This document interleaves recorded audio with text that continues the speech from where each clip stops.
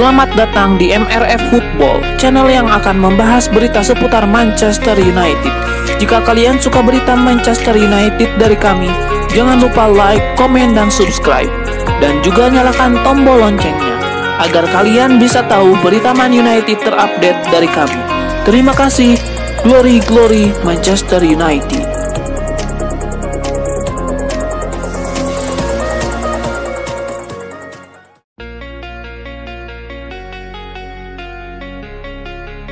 Sir Jim Ratcliffe bakal memimpin operasi transfer Manchester United 2024-2025 nanti. Ratcliffe telah menetapkan 5 aturan yang wajib dijalankan, termasuk oleh manajer yang bertugas. Dikutip dari The Sun, ada 5 aturan yang sudah ditetapkan Ratcliffe untuk beroperasi transfer Manchester United. Aturan itu tidak membahas soal anggaran, akan tetapi ada beberapa aturan yang memangkas kuasa manajer. Ratcliffe tidak mengizinkan manajer untuk menyodorkan nama pemain yang ingin dibeli. Jadi sang manajer hanya mengajukan posisi mana yang hendak ditambah pemainnya.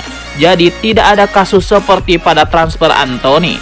Seperti diketahui, Anthony datang ke Old Trafford atas permintaan Erik ten Hag secara langsung. Nah, pada aturan baru hal ini tidak akan terjadi. Begitu juga pada kasus Jonny Evans. Pada aturan Ratcliffe, pemain yang didatangkan tidak boleh berusia di atas 25 tahun. Jadi pemain seperti Jonny Evans tidak akan bisa direkrut MU. Aturan pertama, batas usia pemain 25 tahun. Aturan kedua, tidak ada Galacticos. Aturan ketiga, gaya bermain ditetapkan Jason Wilcox. Aturan keempat, manajer hanya menentukan posisi pemain yang diinginkan, bukan nama. Aturan kelima, Ineos akan menyodorkan 3 nama pemain setiap posisi. Manajer memilih 1.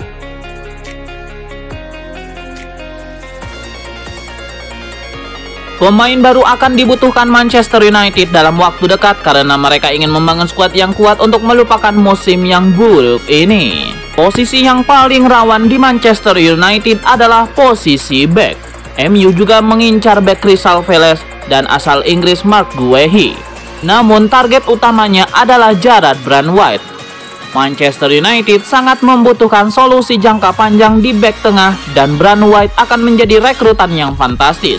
Dia adalah salah satu dari sedikit bek tengah kaki kiri yang berprestasi di Inggris dan memiliki kewaspadaan yang tinggi dalam bertahan serta menjadi pengumpan yang percaya diri. Dia juga berada pada tahap ideal dalam karirnya, berusia 21 tahun dan memiliki musim yang luar biasa di divisi teratas serta menjadi bagian dari skuad timnas Inggris. Tetapi meski tidak terlalu berpengalaman, harganya juga cukup tinggi. Bek tengah ini akan dibanderol dengan harga 50 juta euro, tergantung pada apakah United akan menghadapi persaingan untuk mengontraknya dari klub seperti Chelsea atau Manchester City. Situasi keuangan Everton yang sulit akan memberikan mereka ruang untuk bernegosiasi. Dan dari sudut pandang sang pemain, United akan menjadi langkah besar karena akan memungkinkan dia untuk mendapatkan pengalaman di kompetisi Eropa juga.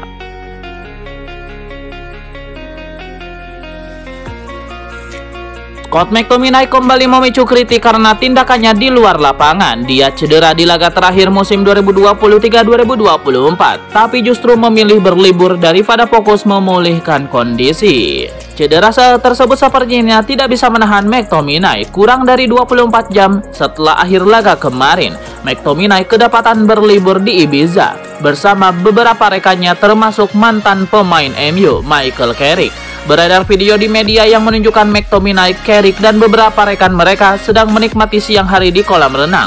Yang jadi masalah, McTominay tampak bergerak dengan sangat berhati-hati. Bahkan McTominay tampak tidak nyaman duduk di tepi kolam renang tersebut, yaitu di sebuah hotel mewah di Pulau Balearic, Ibiza. Rekaman memperlihatkan McTominay menunjukkan kondisi kaki kanannya kepada Michael Carrick.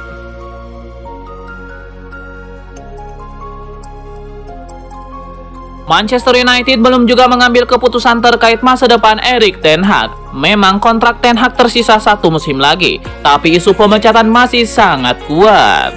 Keberhasilan MU menjuarai Piala FA musim ini jelas jadi kejutan besar. Erik ten Hag seolah-olah ingin membuktikan diri bahwa dia layak bertahan dan bisa mempersembahkan trofi. Situasi MU dan ten Hag ini juga dikomentari oleh legenda Belanda Marco van Basten.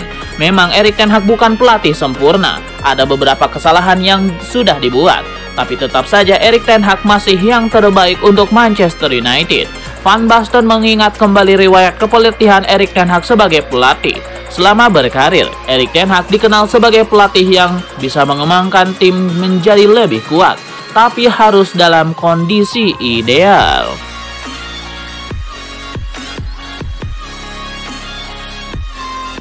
Manajer Manchester United Erik ten Hag, masa depannya jauh dari kata pasti. Legenda sepak bola Belanda Marco van Basten memberikan dukungan kepada Erik ten Hag agar tetap menjadi pelatih setan merah. Erik ten Hag berhasil memberikan trofi meski Manchester United menjalani musim yang sulit. Oleh karena itu, Van Basten menilai Erik ten Hag masih layak mendapatkan kesempatan di Old Trafford. Badai cedera membuat Manchester United gagal menunjukkan performa terbaik. Van Basten merasa sangat yakin kalau Erik ten Hag bisa membawa setan merah ke level yang lebih tinggi.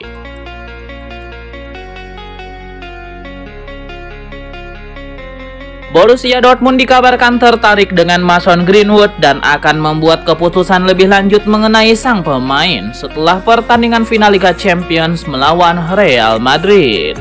Berbicara jelang pertandingan final Liga Champions, Direktur Dortmund Sebastian Kehl enggan menutup kemungkinan kepindahan Greenwood di musim panas. Pemain berusia 22 tahun ini masih memiliki 1 tahun tersisa dalam kontraknya di Manchester United. Greenwood juga mendapatkan ketertarikan dari Getafe untuk merekrutnya lagi musim depan. Sumber-sumber mengatakan bahwa setan merah lebih memilih kepindahan permanen dan biaya transfer untuk pemain tersebut. Sumber mengatakan bahwa MU akan mengaktifkan perpanjangan 1 tahun pada kontrak Greenwood jika dia pergi dengan status pinjaman lagi musim panas ini untuk mempertahankan prospek melepasnya dengan biaya transfer tahun depan.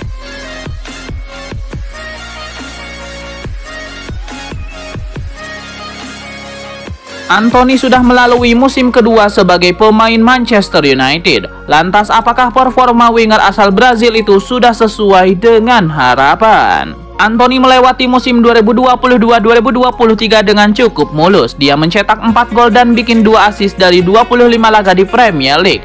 Meskipun performanya belum konsisten, aksinya cukup menjanjikan. Anthony langsung masuk dalam starting 11 dan mampu memberikan dampak. Dia tidak butuh waktu untuk beradaptasi. Pada musim pertamanya ini, Anthony sempat viral pada laga Liga Champions melawan Sheriff Tiraspol. Anthony pamer skill berputar 360 derajat sambil membawa bola. Namun aksinya justru menuai respon kurang positif. Anthony punya andil memberikan 1 trofi untuk MU pada musim pertamanya, yakni Piala Liga Inggris atau Carabao Cup. Pada laga final, MU menang 2-0 atas Newcastle. Anthony digadang-gadang bakal jadi pemain penting pada musim 2023-2024. Namun yang terjadi justru sebaliknya. Performa Anthony justru turun drastis dan kehilangan tempat di tim utama MU. Anthony sempat absen lama karena masalah personal. Dia diduga terlibat kasus kekerasan yang dituduhkan oleh sang kekasih. Faktor ini berdampak pada performa Anthony di lapangan. Dari 29 penampilan di Premier League musim 2023-2024, Anthony hanya 3 kali bermain penuh. Anthony hanya menyumbang 1 gol dan 1 assist. Anthony kehilangan posisinya di starting 11. Erik ten Hag lebih memilih menggeser Alejandro Garnacho ke kiri atau memainkan Amad Diallo.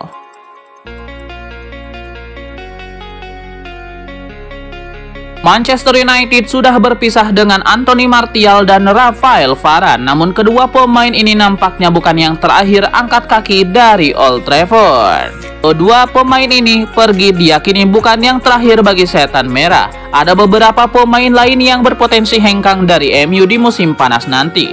Di antaranya adalah Sofyan Amrabat, Jonny Evans, Tom Heaton, Jadon Sancho, Mason Greenwood, Christian Eriksen, dan yang terakhir, Altay Bayindir.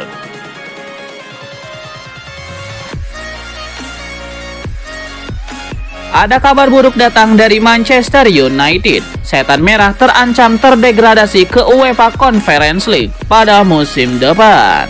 Menurut laporan The Telegraph, tersisihnya MU ke UEFA Conference League dikarenakan CEO owner mereka Sir Jim Ratcliffe. Pengusaha tajir itu saat ini juga memiliki klub Liga Prancis lain, yaitu OGC Nice. OGC Nice kebetulan finish di peringkat 5 Liga Prancis dan mendapatkan tiket ke Europa League.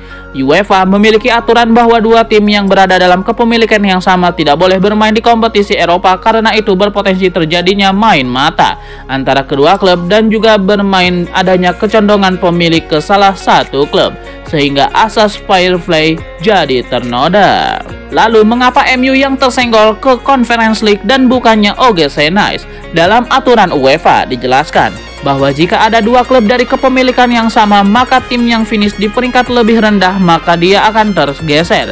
OGC Nice finish di peringkat 5 klasemen akhir Liga Prancis, sementara MU hanya mampu finish di peringkat ke-8 Premier League. Berdasarkan aturan itu, maka MU lah yang harus lelap jatahnya di Europa League diambil dan digantikan dengan jatah bermain di Conference League. Namun kabar baiknya, Ineos dan Manchester United bisa melakukan banding ke UEFA agar MU bisa berlaga di Europa League bersama OGC Nice, belajar dari kasus RB Leipzig dan RB Salzburg.